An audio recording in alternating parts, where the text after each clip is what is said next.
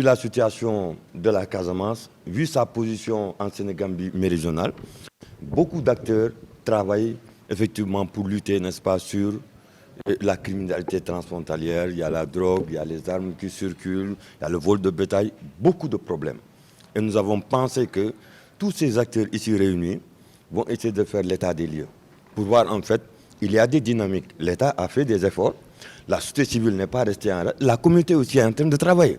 Et c'est dans ce cadre que nous avons dit, en faisant l'état des lieux, nous verrons effectivement qu'est-ce qui a été fait et qu'est-ce que nous comptons effectivement faire dans les prochaines étapes. Quelle stratégie de résilience a été faite au niveau des communautés par les organisations, la société civile et l'État pour réduire, mais quel est l'état de la coopération aussi? Voilà un peu toutes ces questions-là qui vont être discutées par les acteurs, comme le directeur du programme promotion l'a dit, c'est la Sénégambie méridionale qui est là et c'est les acteurs à la base qui sont là qui vont se prononcer et c'est sur la base de ça que les conclusions vont sortir. Je ne sais pas exactement ce qui va ressortir, mais en tout cas, il y a des choses à faire. Si on voit un peu la situation qui se passe au Sahel, c'est inquiétant.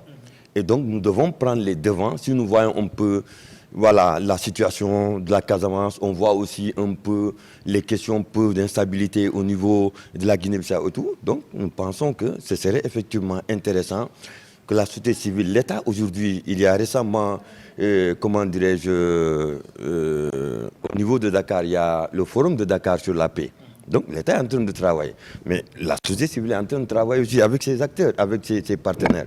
Et c'est aujourd'hui le moment aussi de montrer effectivement qu'il y a des efforts qui sont en train de se faire au-delà de l'État, c'est que les communautés elles-mêmes sont en train effectivement de travailler pour réduire. Parce que ce matin, j'entends que dans la commune de Sansamba, il y a eu effectivement une lecture de Coran pour la réduction du vol de bétail. Tu vois que donc, il y a des dynamiques, il y a les communautés qui sont en train de tout faire parce que c'est un véritable problème.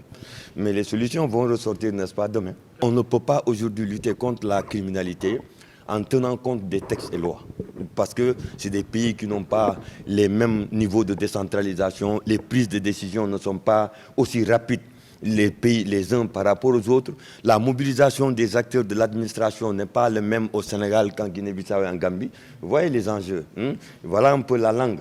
C'est tout ça, c'est dynamique ces enjeux-là, mais nous sommes en train de trouver des solutions effectivement. Et aujourd'hui, ni le directeur du programme, ni moi, nous pouvons dire qu'est-ce qui va sortir demain. C'est les réflexions des acteurs à la base qui vont se prononcer.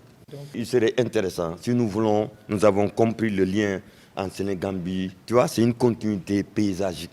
Tu vois, quand tu quittes la Casamance, les Bolons, tu vas vers la Guinée, c'est les Bolons. Tu vois, c'est une continuité. Donc, ça veut dire que nous avons tout intérêt à organiser la seconde édition, soit en Guinée-Bissau, pour continuer à renforcer et voir un peu qu'est-ce qui a été retenu, qu'est-ce que les gens ont fait après. Voilà un peu la dynamique dans laquelle nous sommes. Notre but, c'est vraiment de réunir tous ces acteurs pour trouver des pistes et des solutions pour trouver une solution sur le phénomène de criminalité transfrontalière.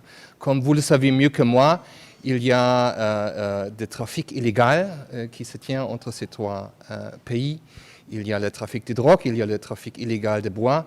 Et nous sommes là avec la société civile, les acteurs étatiques, les forces de défense et de sécurité pour trouver des solutions pratiques pour résoudre ces défis-là.